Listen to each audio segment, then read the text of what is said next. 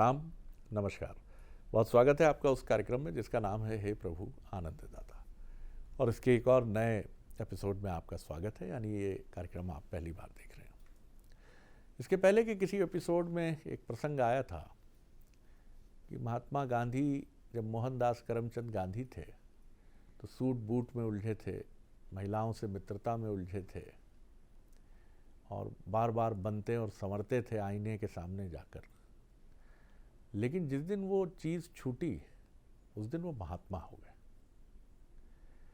आज के युवा की मैं बात कर रहा हूँ और मध्य प्रदेश और छत्तीसगढ़ के युवा की बात कर रहा हूँ, क्योंकि इनसे मेरा सरोकार बहुत अधिक पड़ता है। और दो शहर जो मध्य प्रदेश की आर्थिक राजधानी इंदौर और छत्तीसगढ़ की राजधानी रायपुर, न सिर्फ अपराध का ग्राफ बहुत उछल गया है, बल्कि युवाओं का उच्च श्रृंखल यानी एनार्किस्ट अराजक व्यवहार और चिंता का विषय है। मैं किसी विवाद को जन्म नहीं दूंगा, क्योंकि मैं ऐसा कोई व्यक्तित्व तो नहीं हूं जो ये तय करें कि किसको क्या पहनना है, नशा करना है कि नहीं करना है। लेकिन अगर मैं ये कहूं कि नशा करके देख लेना चाहिए तो मैं नहीं सहमत हूं इससे। जिस तरह के दृश्य हम सब ने 9 वर्ष में पर इंदौर में देखे कि 18 की दहलीज तक भी नहीं पहुंचे लड़के लड़कियां, और जिस तरह का आचरण कैमरे पर कैद हुआ है वो बताता है कि वो सामान्य नहीं है। जब आप कोई ऐसा पदार्थ पीने का या खाने वाला नहीं लेते हैं जो आपकी प्रज्ञा, आपकी बुद्धि को नष्ट कर देता है, तो तब तक आप ऐसा नहीं कर सकते। कितना भी फॉरवर्ड व्यक्ति क्यों ना हो, उससे कह दीजिए क्या कि वो सुबह की तरह नित्य क्रिया क्या सड़क पर जाकर बैठकर कर सकता है? क्या वो प्रेमालाप जो वो करता है और जो एक बायोलॉजिकल नीड कही जाती है, क्या वो सड़क पर कर सकता है? कुछ मिलेंगे आपको ऐसे लोग जो या तो दुस्साहसिक हैं या खबरों की दुनिया में आना चाहते हैं या किसी वाद का सहारा लेकर ऐसा करते हैं। लेकिन 95% या 98% लोग आपको मिलेंगे जो कहेंगे नहीं, मर्यादा इस तरह की भंग नहीं होनी चाहिए कि खुले में शौच क्रिया सड़क पर, हाईवे में, राजमार्ग पर बैठकर किया जाए, पढ़ा लिखा व्यक्ति करे, या प्रेमालाप को छोड़ दिया जाए, जो बेडरूम की प्रक्रिया है उसको सड़क पर ले आया जाए। तो ये कौन लोग हैं जो नशे में ये सब कुछ करते हुए हमें दिख रहे हैं? और इससे उपजती है हताशा, और ये हताशा ले जाती है आत्मविनाश, जिसे हम आत्महत्या कहते हैं। कहाँ रुकेगा ये सिलसिला? कैसे रुकेगा? हमारी परवरिश में चूक है। वो देश जो सनातन की बात करता है, जहां चंद दिनों बाद कुंभ का एक अद्भुत मेला होने जा रहा है। जाइए ना, आप अपनी जीन्स में ही जाइए, देखिए तो कुंभ क्या है। नहीं मिलते बाबाओं से श्रद्धा नहीं, प्रणाम करके आ जाइए। जाइए तो सुनिए तो उनकी बातों में क्या है। सुनेंगे आज यही बात अपने विद्वान वक्ता से, भगवत गीता के अध्येता, मानस मर्मज्ञ प्रोफेसर डॉक्टर सुरेंद्र बिहारी गोस्वामी जी। प्रणाम कर रहा हूँ डॉक्टर साहब जी। आज तो आप जो है चिंता में जी डॉक्टर चल साहब, रहे हैं, और ये वास्तव में, क्योंकि ध्यान रखिए हमारे संसार में शरीर को वृक्ष कहा गया है। शरीर का नाम वृक्ष है। ये कटकर फिर से उगकर आ जाता है। जैसे वृक्ष को काट दिया जाए तो फिर से आ जाता है जी। और एक मनुष्य जीते जी अपने अमरत्व को देखता है, लेकिन वो इस दर्शन को भूल जाता है। एक पिता की संतान उसके अमरत्व का प्रतीक होती है। वो तो चला गया, बांट के अपना चेहरा माथा, जाने फिर वो कहाँ गई। महतारी तो चली गई, लेकिन अपनी आंखें छोड़ गई ना, अपनी निशानी छोड़ गई ना, एक स्वरूप देकर चली गई ना संसार में। एक पिता तो चला गया, लेकिन अपना अक्स दे गया ना। तो हम अपने भविष्य को खुद गढ़ते हुए, पनपते हुए देखते हैं। तो अब हमारे वर्तमान में हमारा भविष्य हमारी गोद पर होता है। हम उसके अतीत का निर्माण कर रहे होते हैं। हम एक ऐसे सुघड़ व्यक्तित्व होते हैं जो भविष्य को अपनी गोद में लिए हुए बैठे रहते हैं। तो ये हम पर है। आपने एक बात कहा ना कि हमारे परवरिश शब्द का उपयोग आपने किया। हमारे यहाँ कहते हैं लालन पालन। इसमें कहीं दोष रह गया तो सबसे पहले मनुष्य को अपना दोष ग्रहण कर लेना चाहिए, क्योंकि संसार में व्यक्ति का जन्म मानवीय प्रयत्नों से नहीं होता। ये मिथ्या है, ये झूठ है, ये लोगों का भ्रम है। जो लोग समझते हैं कि संतान मनुष्य के केवल मैथुनी प्रयत्न की फलश्रुति है, वो गलत है। अगर ऐसा होता तो करोड़ों करोड़ों लोग निसंतान नहीं होते। वो चाहता है तो तुम्हें तुम्हारी फलश्रुति प्रदान करता है कि ले तू तो चला जाएगा, लेकिन तेरे जाने के बाद देख तू ऐसा रहेगा, फिर एक पुत्र, फिर उसकी संतानें, फिर उसकी पुत्रियां, फिर उसकी पुत्रियां, ये सब विकसित होते हैं संसार में। तो जैसा बोते हो वैसे ही जड़ पनपते हैं। बोने का अर्थ संस्कार है। आप संस्कार का कौन सा बीजारोपण कर रहे हैं? बहुत सारे लोग तो ये हैं कि उन्हें अपना नाम, अपना गोत्र, अपने पिता का नाम, अपने प्रपिता का नाम, अपने परिवार के लोगों का नाम उन्हें याद नहीं। इसमें दीनता, हीनता और धनी का संबंध नहीं है, ध्यान रखिएगा। तो सहज सी प्रक्रिया है, आपको बचपन में देना है। एक माँ सिखाती प्रथम गुरु है, संघर्ष की थाती लेकर अपने बच्चे को पालती है। तो वो माँ जो संघर्ष की थाती लेकर पाल रही है अपने बच्चे को, ध्यान रखना ना, वो महाराणा प्रताप भी हो सकता है, शिवाजी भी हो सकता है, लेकिन क्या आप उसे ये बनाना चाह रहे हैं क्या? आप तो सोच रहे हैं कैसे भी इसको 2 वक्त की रोजी रोटी मिलने लगे, कहीं से धन इसको प्राप्त हो और इसका जीवन चलने लगे।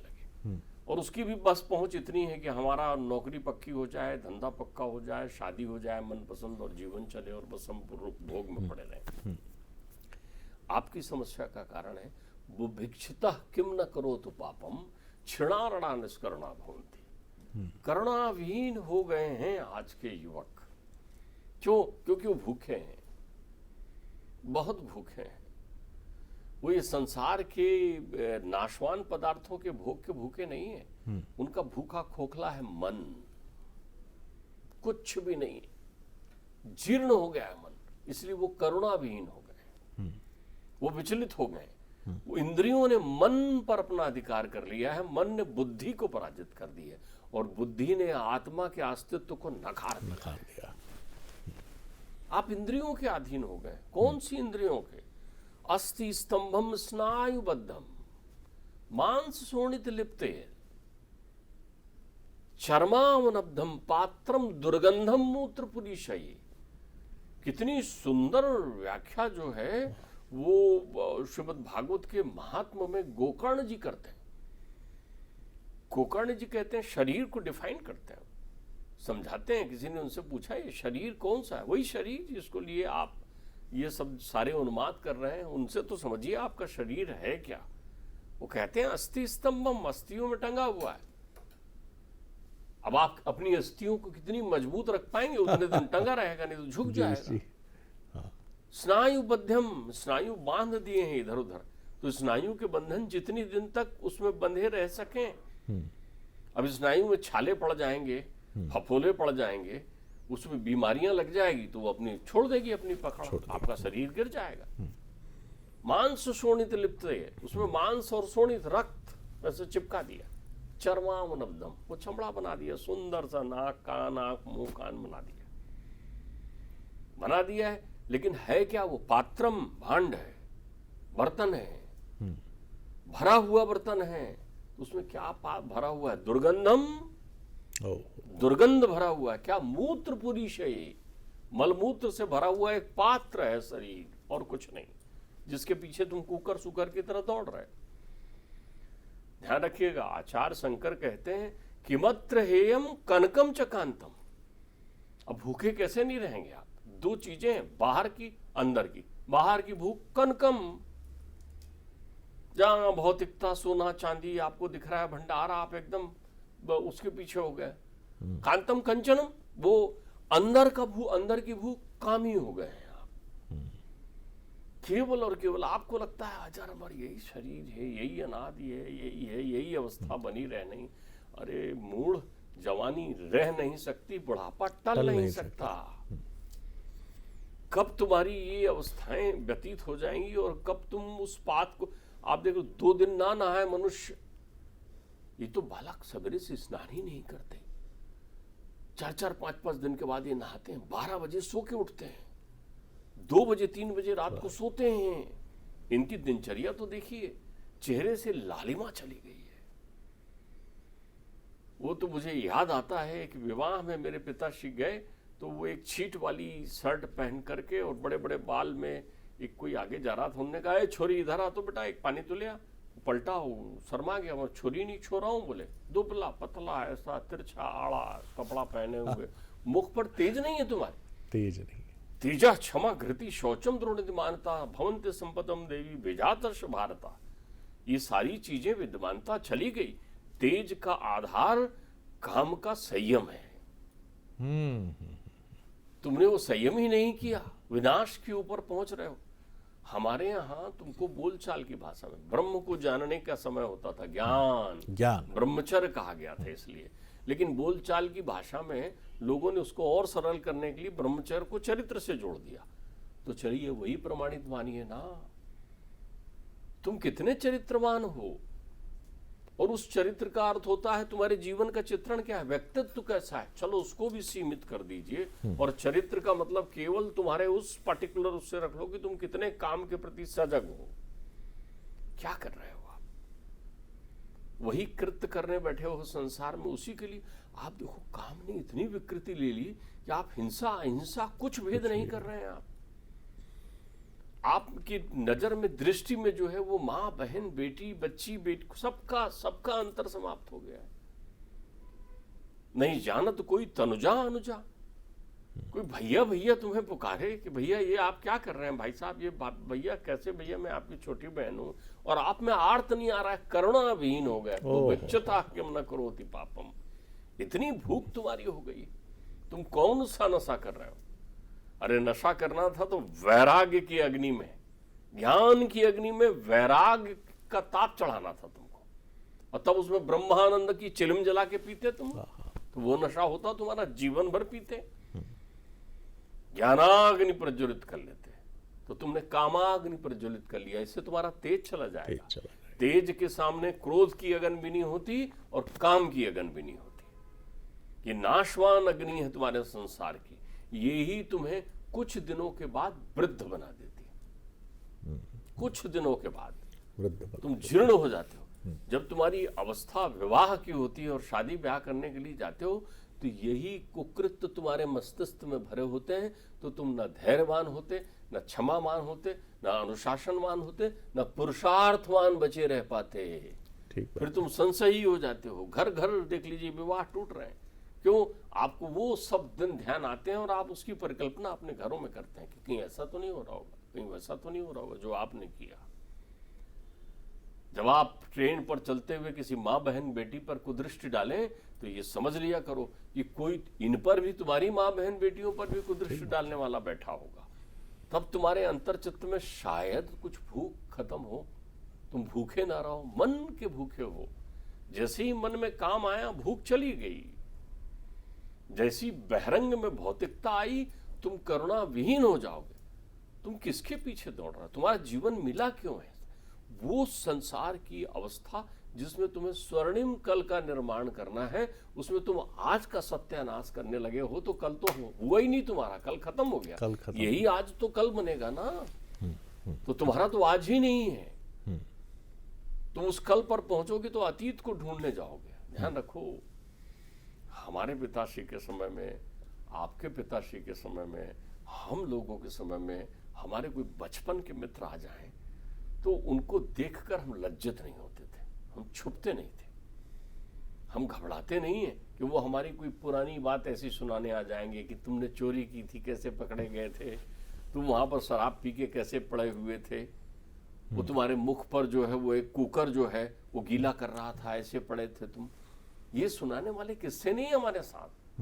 हम अपने बच्चे, हम अपने परिवार, हमने अपनी स्त्री, हम अपनी मर्यादाओं के बीच सर ऊपर उठाकर खड़े रहते हैं।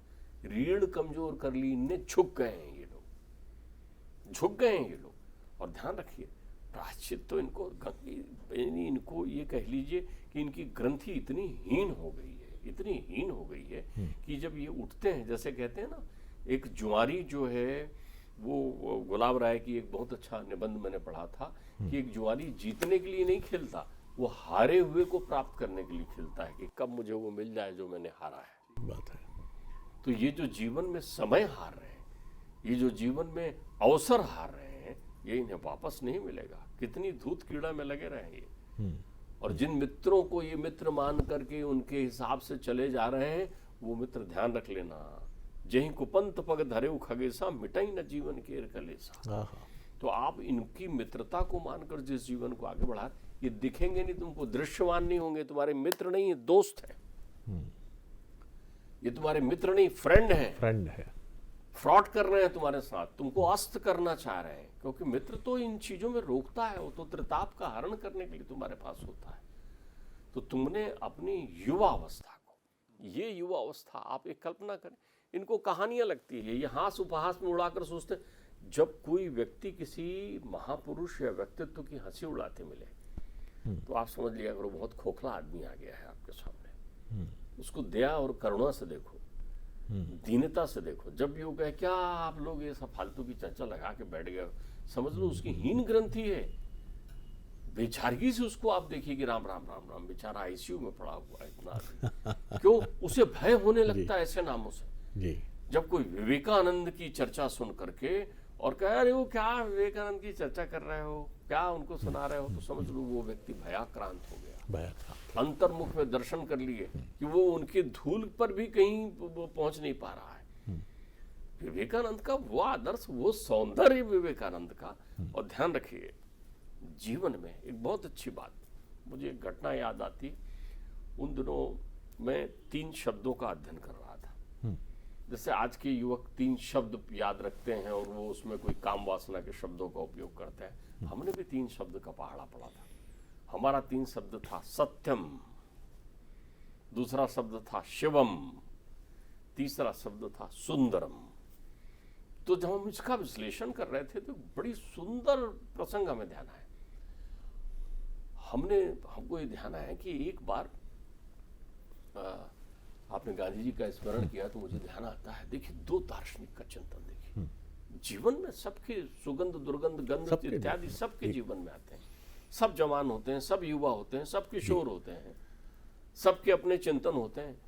इस चिंतन का उद्देश्य किसी को ऐसा एकदम जोगी बनाने का नहीं है। आपने पवित्र कुंभ का स्मरण किया, इनको कुंभ का अर्थ समझना होगा। ये समझ में आ रहा है कुंभ में क्या बाबा लोगों के बीच चले जा रहे हैं, ऐसा नहीं है। आपको पहले ये समझना पड़ेगा कि वहां अमृत कहाँ है, वो घट का अमृत कहाँ है, कहाँ तुम्हें मिल जाए। गुण और अवगुण का मंथन होता है तो सबसे पहले विष निकलता है। कुंभ आपको बताता है कि विष भी यही निकला हुआ है। तो जो विषय विष के प्रति आसक्त नहीं होता, त्याग करता है, उसे अमृत मिलता है ना।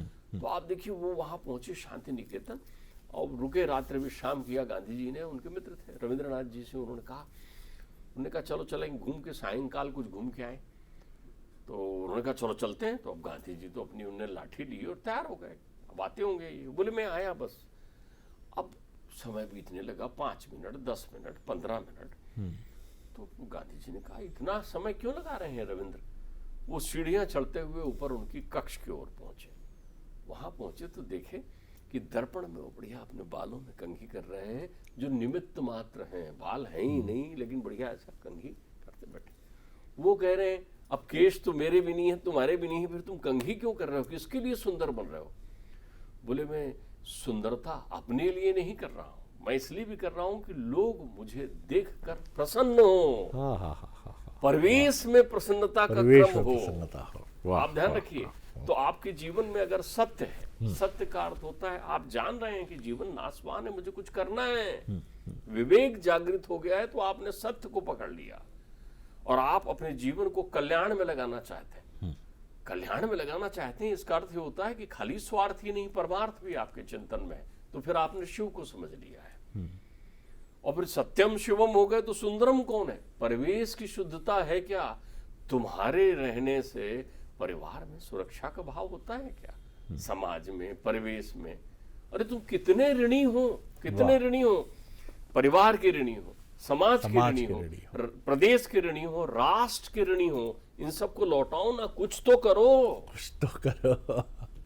बहुत सुंदर डॉक्टर साहब। और जब आप ये बात कह रहे थे कि हम अपने चरित्र के प्रमाण पत्र को लेकर तो कोई बात नहीं करते, लेकिन अपने से जुड़े लोगों के चरित्र को लेकर बहुत सजग रहते हैं। ऐसी अनेक घटनाएं मैं जब पढ़ता हूं और देखता हूं, एक पत्रकार के नाते जिनकी श्रृंखला बढ़ती चली जा रही है कि पत्नी के चरित्र पर शक करते हुए या उसके पतिता होने की आशंका में पति ने उसको मार डाला, अपने बच्चे को मार डाला और खुद भी फांसी के फंदे पे झूल गया। अब आप अपना सर्टिफिकेशन तो छोड़िए, क्या आप चरित्रवान हैं, ये प्रश्न तो उठेगा। और चरित्रवान हैं तो क्या आपको किसी को मारने का अधिकार है? और चरित्रवान व्यक्ति क्या ये सब करता है? चरित्रवान तो ये करता है कि मेरे साथ नहीं रहना चाहती हो परमेश्वरी, तो चलो जहाँ जाना है वहाँ चली जाओ। क्यों जीवन नष्ट हो, हम दोनों क्यों जीवन भर पीड़ा में रहें, तुम वहाँ चली जाओ, बच्चों का हम लोग देख लेंगे किस तरह से क्या करना है। और यही उन बच्चों की कहानी है। अक्सर मैं ऐसी घटनाएं देखता हूँ कि रात को पुष्पा 2 देख के फायर है, खूब चल रहा है आजकल, ये चाकू ले लिए, जैसा कहा अभी जड़ उगी नहीं है ज़मीन से, 4 फुट 9 इंच हाइट है, लेकिन पुष्पा झुकेगा नहीं साला, लेके रील बना के डाल दी। अगले दिन पुलिस ने पकड़ लिया, जम के धोया, कह रहे गलती हो गई, जुलूस निकल रहा है। अरे भाई, अगर अडिग हो, अविचल हो, तो बनो पुष्पा, फिर लेकर बढ़ो आगे। नहीं, लेकिन यहाँ ध्यान रखना चाहिए जी, पुष्पा कोई है नहीं, आप वो कल्पनाएं हैं, वो चित्र है, वो अभिनय है जी, वो एक फरेब है, वो तुम्हारा मनोरंजन है। नशा आपको किस दुनिया में ले मनोरंजन जाता है, तो हाँ, आपने उसमें कल्पना को यथार्थ जीवन में जी रहे हो, नशा और नशा यथार्थ है, नशा है। ये नशा, सिनेमा का भी नशा हमारे बुजुर्ग कहते थे, लेकिन नशा करके जो एक नशा पाला जाता है वो बड़ा ज़बरदस्त होता है। और सुबह जब इन्हीं लोगों का नशा काफूर हो जाता है तो हम देखते हैं कि उनकी क्या स्थिति होती है। सुबह रात को घर में उत्पात मचाने वाला नशेलची सुबह सबके पैर छूता है उठ के, मैंने कुछ कह दिया था क्या, बाबूजी के बारे में कुछ कहा, अरे ये टीवी भी तोड़ दिया था क्या मैंने, अरे बाप रे कपड़े फाड़ दिए थे क्या मैंने, अरे मेरे बड़ा पापी। नकली आंसू, असली आंसू, जो भी है हम नहीं जानते, लेकिन ये क्या है। और वो बच्चे जो पकड़े जाते हैं और उन्हें समझ आता है कि अब उनकी शादी कठिन होगी, अब उनके माता पिता पर एक स्थायी कलंक लग गया, अब उनके कॉलेज स्कूल में उनका मजाक उड़ेगा। तो जब आप इतने मजबूत नहीं हैं कि आपने नकारात्मक रास्ता चुना है, तो रावण की तरह चले जाइए उसी पर, कोई राम संहार कर देगा आपका। रावण तो विचलित नहीं हुआ कभी, कुंभकर्ण ने समझाया, पत्नी ने समझाया, नाना पक्ष ने समझाया, पुत्र ने समझाया, उसने कहा नहीं मैं तो जा रहा हूं। तो इतनी दृढ़ता रखिए। फिर क्यों तो आपकी सिट्टी पिट्टी गुम हो जाती है, कहीं सुसाइड कर लेते हैं, कहीं डिप्रेशन में चले जाते हैं, पिताजी लेके बैठे हुए हैं आपको अस्पताल में। मत करिए ये सब। चरित्र का अर्थ यही है कि अपनी रूट्स को, अपनी चीज़ों को समझिए। 2 जोड़ी आंखें, माता पिता जिन्होंने जन्म दिया, और जन्म देने वाला तो डॉक्टर साहब ने कितनी सुंदर बात की कि सामर्थ्य तो ईश्वर का है, वो तो ईश्वर है। कितने लोग हैं कि जो इस सुख को समझ पाते हैं, जिनके ऐसे पुत्र या पुत्री होते हैं जो उनकी कीर्ति को अक्षुण्ण रखते हैं। तो इसको समझना पड़ेगा। और संस्कार की थाती हमारी कमज़ोर हो रही है, तभी हमारे बच्चे बिगड़ रहे हैं। मेरे पिताजी और मेरे पिताजी के पिताजी में कमज़ोरी नहीं थी। ये कमज़ोरी आज की जनरेशन के 50 से 55 साल के उन माता पिता में है जिन्होंने अपने बच्चे को न जाने क्या बनाने का सोचा है। और एक वो तबका है जो वंचित वर्ग है, उसकी कहानी अलग है, गरीबी, अभाव, निराशा ले जाती है। लेकिन सबको रोकने के लिए संस्कार और चरित्र ही सबसे बड़ी बात है। डॉक्टर साहब, बड़ा आनंद आया। अगले एपिसोड में एक और विषय लेकर उपस्थित होंगे। प्रणाम।